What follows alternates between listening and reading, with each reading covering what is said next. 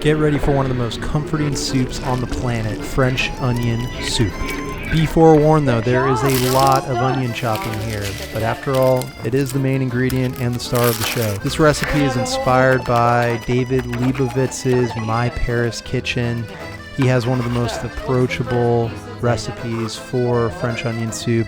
I made a few variations and I will highlight those throughout, but for now let's just focus on chopping up all 2.5 pounds of our yellow onions here. White onions work too. When it's cold outside, there are a few things I enjoy more than cooking something for a long time on low heat and letting the smell permeate throughout the entire house. And that's exactly what you get with French onion soup. This is a slow, long process. Just go with it. Melt your butter in a large pot, add all of your onions, stir that around, add some sugar, mix that in, and then you're going to cook it for 20 minutes.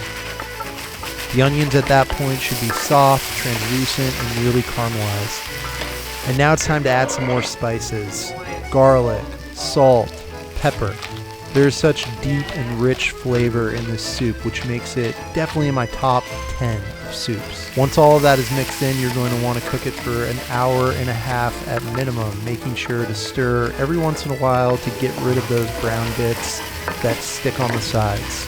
That's where all the flavor is, folks. Once the onions have caramelized, add in 2 teaspoons of all-purpose flour.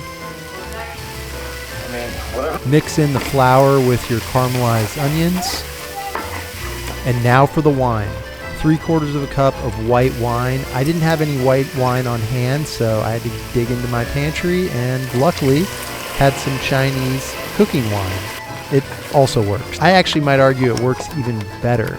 And we're deglazing the pot here, getting those brown bits incorporated into our nice broth. I also had some homemade chicken stock in the freezer, so I added that in, and it was a giant ice cube, but I melted it down, brought it to a boil, simmered for 45 minutes until everything is beautifully incorporated.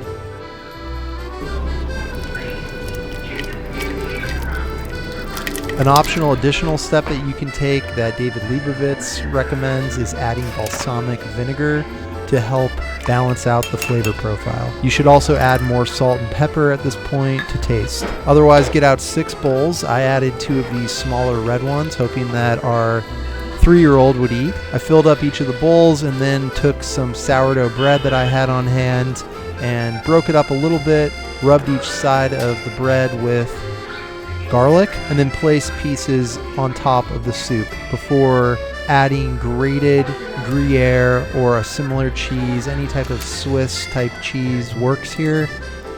I added that on the very top. You can go really crazy with cheese here if you like it extra cheesy. I don't really like it too cheesy, so I probably went with less than what some would go with, but this is plenty. Maybe I have.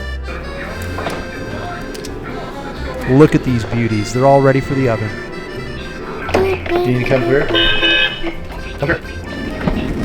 Your oven should be at 400 degrees Fahrenheit, and these soups will need to bake uncovered for about 20 minutes, or you could even put them under the broiler if your bowls can stand it. The cheese should just be slightly browned on top, and that's when you know it's ready.